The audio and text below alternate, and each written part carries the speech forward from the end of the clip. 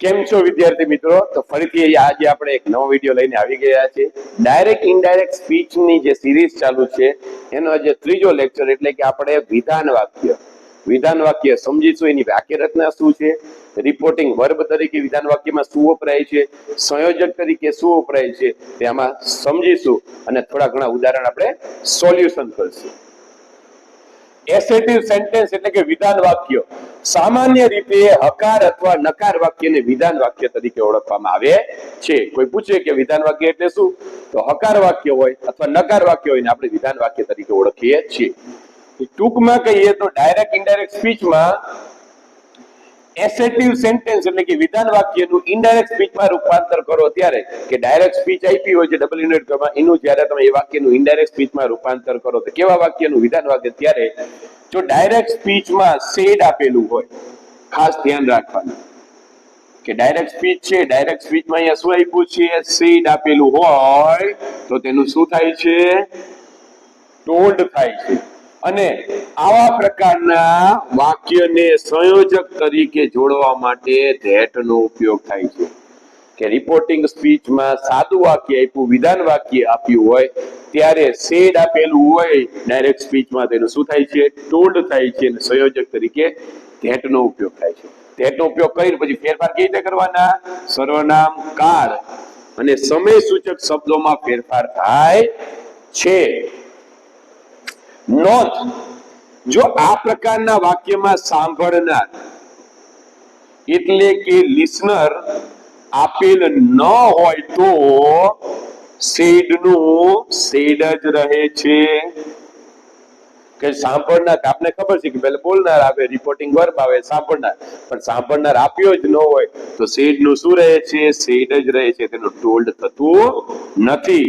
પણ સંયોજક તરીકે ધેટ થી જોડી, સંયોજક તરીકે તો ધેટ થી જોડવાનું છે, સર્વનામ, કાળ અને સમય સૂચક શબ્દોમાં ફેરફાર થાય છે. એટલે સાંભળનાર નો આપ્યું હોય તો સેડ નું સેડ કરીને, ધેટ કરીને, સર્વનામ, સમય સૂચક શબ્દો અને કાળથી અવયવીઓ બધા ફેરફાર કરવાના છે.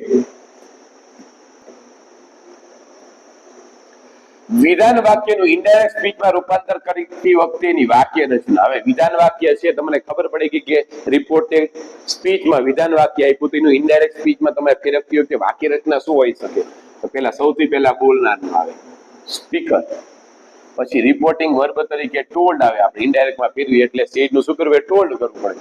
પછી સાંભળનાર આવે, સાંભળનાર. પછી સંયોજક તરીકે આપણે કીધું એ શું આવે, ધેટ આવે.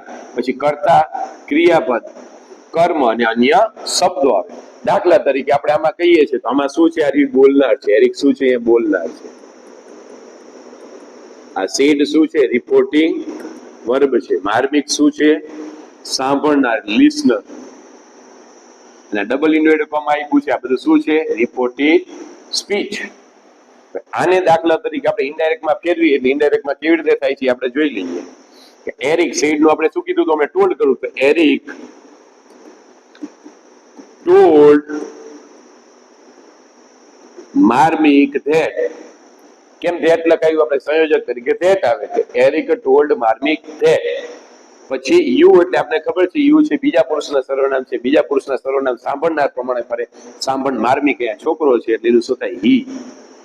આર નું થાય વેર થાય, પણ હી સાથે હંમેશા શું વપરાય, વોઝ, એટલે હી વોઝ. પછી માય છે પહેલા પુરુષના સર્વનામ, પહેલા પુરુષના સર્વનામ છે, બોલનાર પ્રમાણે ફરે. બોલનાર એરિક છે, છોકરો છે એટલે હીઝ થાય, હીઝ.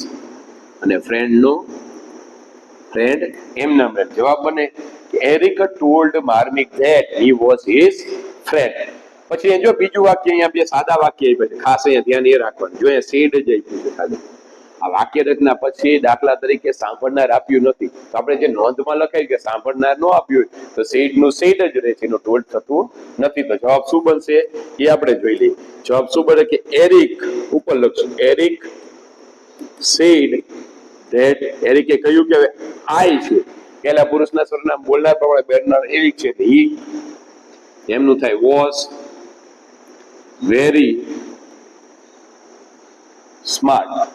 જવાબ બનશે Eric said that he was very smart. એવી જ રીતે શું કહે છે, માર્મિક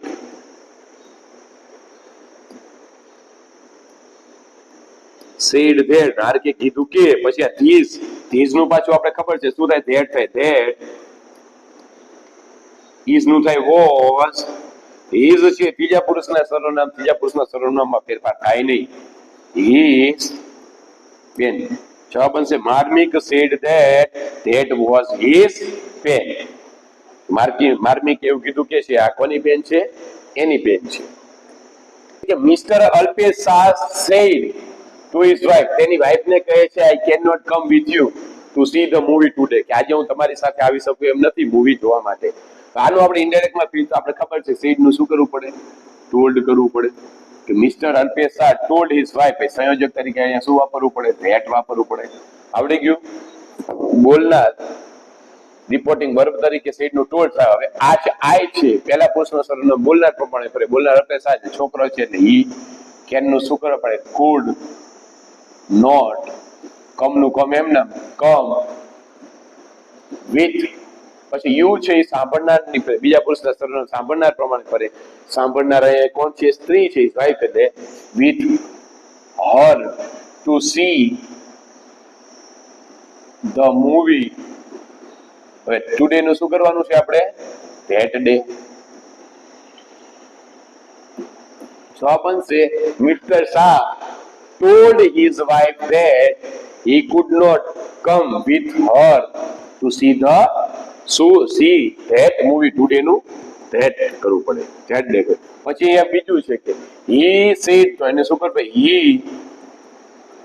told me that એણે મને કહ્યું કે I છે પહેલા પુરુષના સર્વનામ છે પહેલા પુરુષના સર્વનામ બોલનાર he છે તે he will નું શું થાય would return soon shall અને will નું શું થાય છે would થાય છે should થતું નથી હવે આપણે કેટલાક ઉદાહરણને આપણે સમજીશું અને આ સોલ્યુશન કરશું જેથી તમને જે એસેટિવ વિધાન વાક્યો છે વ્યવસ્થિત રીતે સમજાય છે પહેલું છે કે પૂજા told અંજલિ that પૂજાએ અંજલિને કીધું કે આઈ છે પહેલા પુરુષના સર્વનામ બોલનાર પ્રમાણે બોલનાર પૂજા છોકરી છે એટલે સી એમનું શું થાય was going to the market નામનું શું થાય then જવાબ બનશે પૂજા told અંજલિ that she કારણ કે છોકરી છે બંને એટલે સી થયું એમનું શું થાય was થાય પણ અહીંયા આપણે she was going to the market નામનું there પછી બીજું છે કે અંજલિ told seed નું told દક્ષા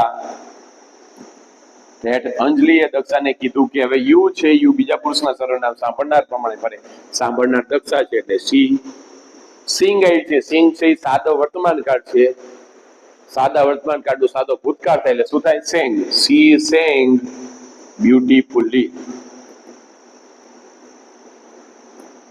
જવાબ બનશે Anjali told Daksha that she sang beautifully પછી ત્રીજું વાક્ય છે કે દક્ષા told છાયા that સંયોજક તરીકે that હવે માય છે પહેલા પુરુષના સર્વનામ છે પહેલા પુરુષના સર્વનામ બોલનાર પ્રમાણે ફરે બોલનાર દક્ષા છોકરી છે એટલે શું થાય her parents આર નું શું થાય were going to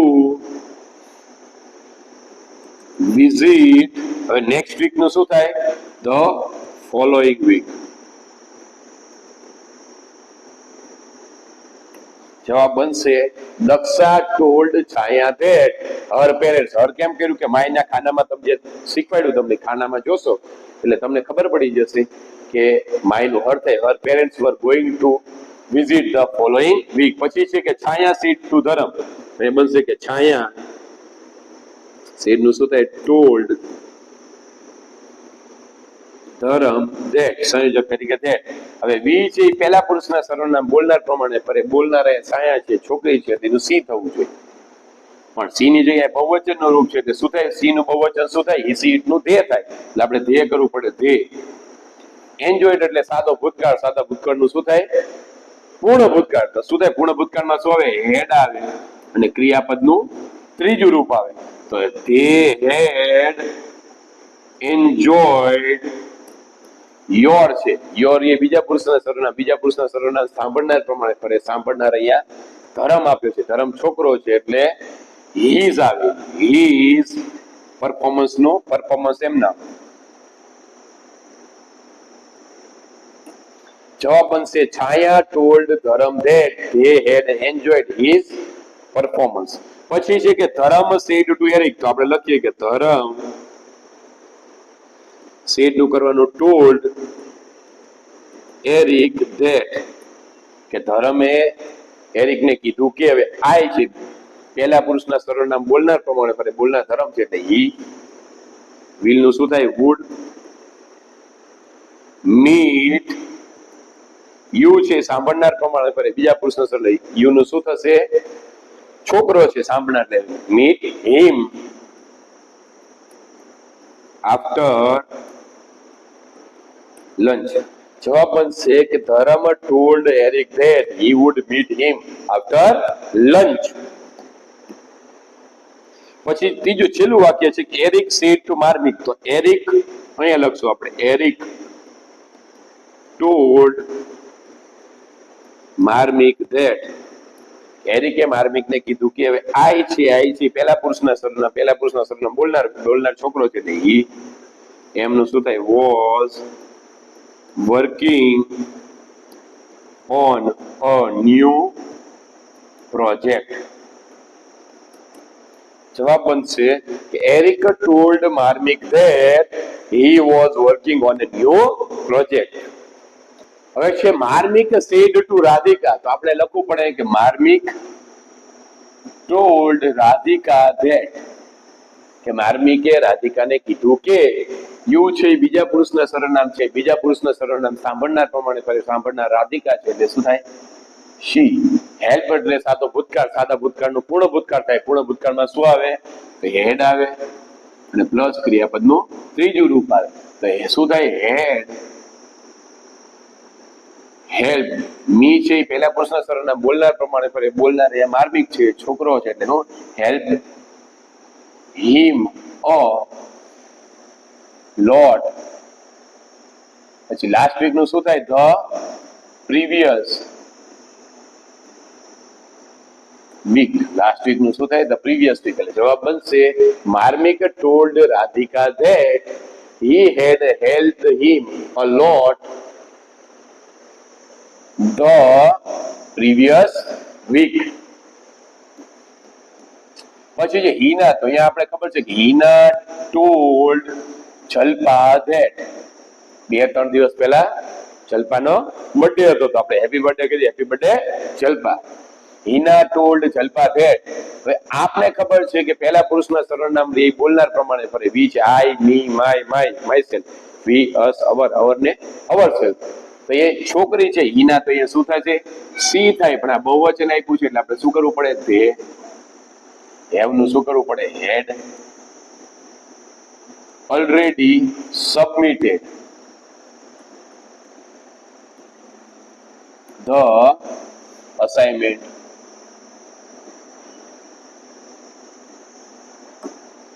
કે હિના told જલ્પા that વી નું શું કરવું પડે? they had already submitted assignment. કે હિનાએ જલ્પાને કીધું કે અમે સબમિટ, અમારું અસાઇનમેન્ટ છે પહેલેથી જ તે સબમિટ એટલે જમા કરાવી દીધું છે. પછી છે અંજલિ said to Daksha. Anjali told Daksha that, અંજલિએ દક્ષાને કીધું કે ઈ છે ત્રીજા પુરુષના સર્વનામમાં કોઈ દિવસ ફેરફાર થાય નહીં. ઈનું ઈ lived છે એટલે lived નું શું થાય? સાદો ભૂતકાળ કરવું પડે, સાદા વર્તમાન. તો lived near the temple. જવાબ બનશે કે અંજલિ told Daksha that he lived near the temple. કે અંજલિએ દક્ષાને કીધું કે તે એટલે કદાચ સ્થળની વાત કરતા હોય, કોઈ યોગીની વાત કે મંદિરની નજીક રહે છે. પછી પાછું છે કે દક્ષા told said to થાય છાયા that, દક્ષાએ છાયાને કીધું કે ધ્યેય ત્રીજા પુરુષના સર્વનામમાં કોઈ દિવસ ફેરફાર થાય નહીં. તો તેનું ધે આર નું શું થાય? વર પ્લાનિંગ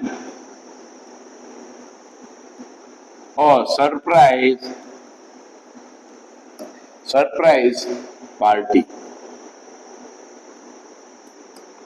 જવાબ બનશે Daksha told Chhaya that they are planning. they are નું શું થાય? બસ પ્લાનિંગ અ સરપ્રાઈઝ પાર્ટી. દક્ષાએ અંજલિ છાયાને કીધું કે ભાઈ સરપ્રાઈઝ એવી પ્લાનિંગ અમે કરી રહ્યા છીએ કોઈ પાર્ટી. પછી છે કે પૂજા, તો પૂજા સેટ નું શું થાય? Told Miral that. આ પહેલા પુરુષના સર્વનામ છે. પહેલા પુરુષના સર્વનામ બોલનાર પ્રમાણે ભરે. બોલનાર કોણ છે? પૂજા છે, છોકરી છે. સી લવ સાદો વર્તમાન કાળનું શું થાય? લવડ. ક્લાસિકલ નું ક્લાસિકલ એમ નામ ક્લાસિકલ મ્યુઝિક. જવાબ બનશે Pooja told Miral that she loved classical music. પછી છે દ્રષ્ટિ. દ્રષ્ટિ ટોલ્ડ કુણાલ. દ્રષ્ટિએ કુણાલને કીધું કે સંયોજક યુ છે બીજા પુરુષના સર્વનામ. સાંભળનાર પ્રમાણે પર સાંભળનાર એ કુણાલ છે, છોકરો છે એટલે હી. આની સાથે વોઝ,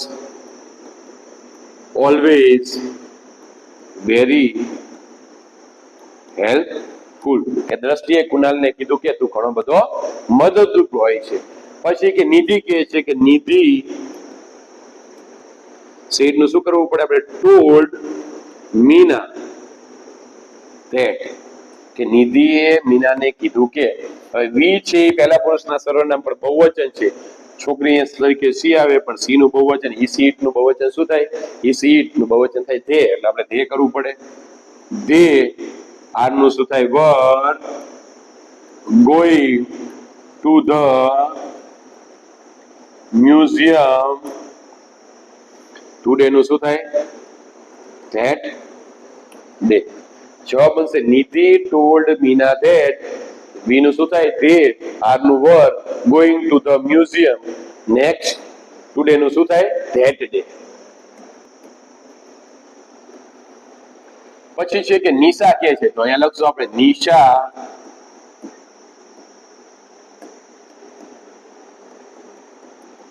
નિશા સેડ નું શું થાય?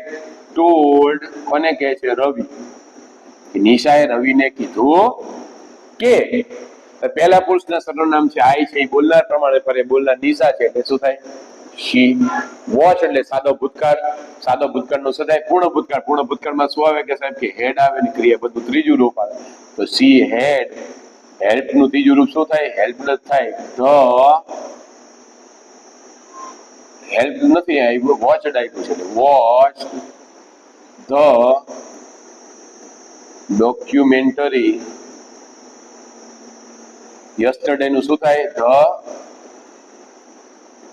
Previous day. જવાબ બનશે Nisha told Ravi that she had watch the documentary yesterday નું શું થાય? The previous day. હવે છે પાછું છે ધરમ કહે છે કે ધરમ ટોલ્ડ સ્નેહા ધેટ. ધરમે સ્નેહાને કીધું કે બોલનાર રિપોર્ટિંગ વર્ક સાંભળનાર સંયોજક. અને હવે ફેરફાર માય છે. માય શું થાય? પહેલા પુરુષના સર્વનામ બોલનાર પ્રમાણે કરે. બોલનાર ધરમ છે એટલે શું થાય? તો હિઝ આવે. His uncle. હિઝ નું શું થાય? Was a pilot. કે ધરમે સ્નેહાને કીધું કે તેના કાકા પાયલોટ હતા. ઓલામાં કીધું છે એટલે ઇનડાયરેક્ટ કરો એટલે. પછી છે કે Eric. Eric told Kiran that. એરિકે કિરણને કીધું કે સી છે ત્રીજો પુરુષ છે મમ્મીની વાત કરી. એરિકે કિરણને કીધું કે એના મમ્મી સારું એવું ડેલિશિયસ ફૂડ બનાવે છે. સી ત્રીજા પુરુષના સર્વનામ કોઈ ફેરફાર થાય નહીં. સી નું કુક્સ એટલે કુકડ કરવું પડે. કુકડ કરવું પડે. Cooked delicious food.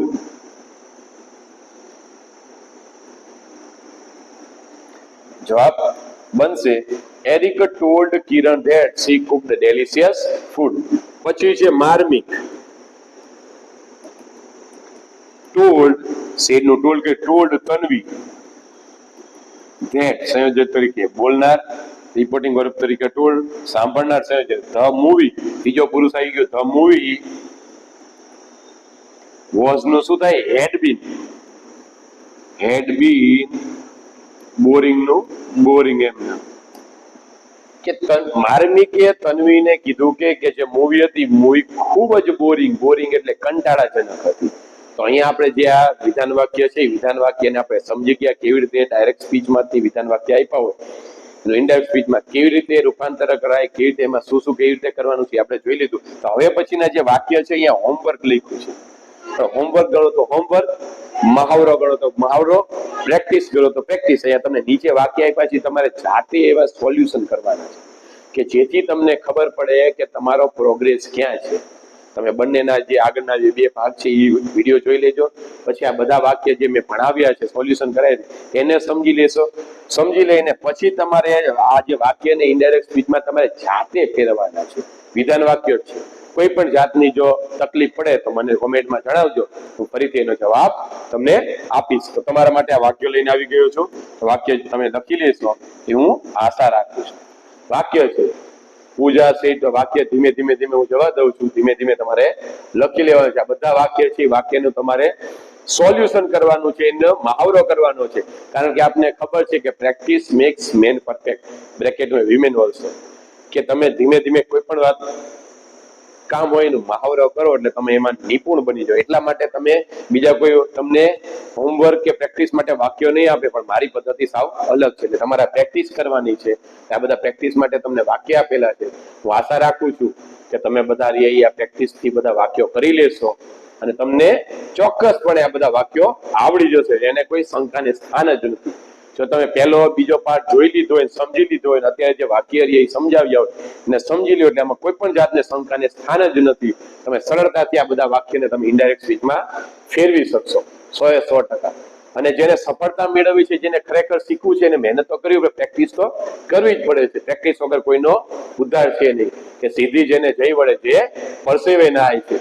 તો જે આ બધા વાક્ય તમને આપેલા છે, બધા વાક્ય તમારે લખી લેવાના છે અને જાતે જ કોઈ પણ જાતનો કોઈની પાસે આજુબાજુ જોયા વગર જાતે જ તે તમારો પોતાનો જ તે પ્રોગ્રેસ જોવાનો છે કે ખરેખર મને ડાયરેક્ટ ઇનડાયરેક્ટમાં જે વિધાન વાક્ય છે, વિધાન વાક્ય મને કેટલા આવ્યા, મને કયા કયા વાક્યમાં કેટલો ફરક પડે છે એ આપણે જોવાનું છે. છતાં પણ તમને કઈ તકલીફ પડે તો હું બેઠો છું, કોમેન્ટમાં મને જણાવી શકો કે સર કે આ વાક્ય મને હજી સમજાતું નથી, તો હું કોમેન્ટમાં એનો આન્સર કરીશ. અને જે નેક્સ્ટ લેક્ચર છે એમાં હું તમને જણાવીશ કે આમાં તમે કયા કયા પ્રકારનું આમાં શું કરી શકો.